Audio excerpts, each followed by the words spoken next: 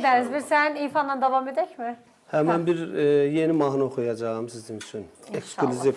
Oraya yazılsın. İlk dəfə evdəkilərə salamlar. Bəli, ilk dəfə burada səslənəcək. Bu mahnı doğrudan da çox yaxınlarda bizim bir dostumuz var. Onun xahişi ilə oxumuşam. Doğrudan da özüm də xoşuma gəldi mahnı. Həm də elə bir şəxs haqqında oxunub ki, bu mahnının adı Qaçaq Süleymana aiddir. Bizim elimizin, obamızın, Azərbaycanımızın fəxri olan bir insan olub Qaçaq Süleyman. Millətimiz üçün, Azərbaycanımız üçün çox böyük işlər görən bir vətənpərvər bir insan olub. Bu mahnının musiqisi... Yerimizdir. Bəli? Yerimizdir də. Bəli, Füzuli rayonunun Əhmədallar kəndindəndir. Bu mahnının musiqisi Sədi Məmmədzadeyə aiddir, sözləri Ədalət müəllim Sərkərova aiddir, aranjmanı da bizim Emin Nəbiyevə aiddir. Burada tarifatçısı da bizim sənətkarımız Elman Sadıqov, kamança da Elvin Novruzov ifa edir. Buyurun, eşidək.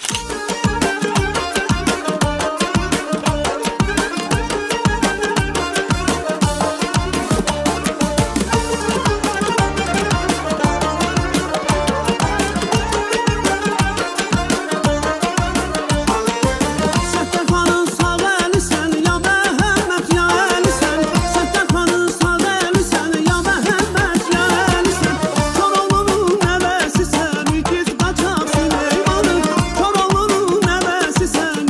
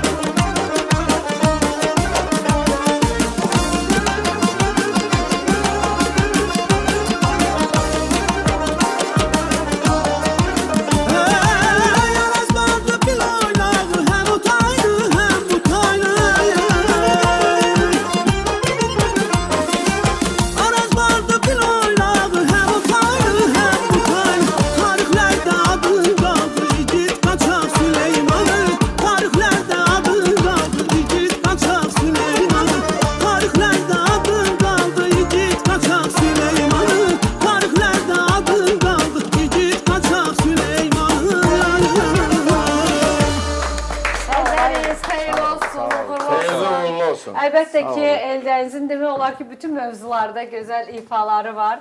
Təbii ki, bu da bir ifadır. İnşallah bu da sevilən, tarixdə qalan ifalardan İnşallah, olar. inşallah. Sağ olun, çox sağ olun. Var olun. Mənə müəllim, ümumiyyətlə hər anda dostun yanında olmaq lazımdır ki, illərlə o dostluq davam etsin. Mütləq lazımdır. Mən bunu demişəm, amma məcburam o suala görə belə təkrar edirəm.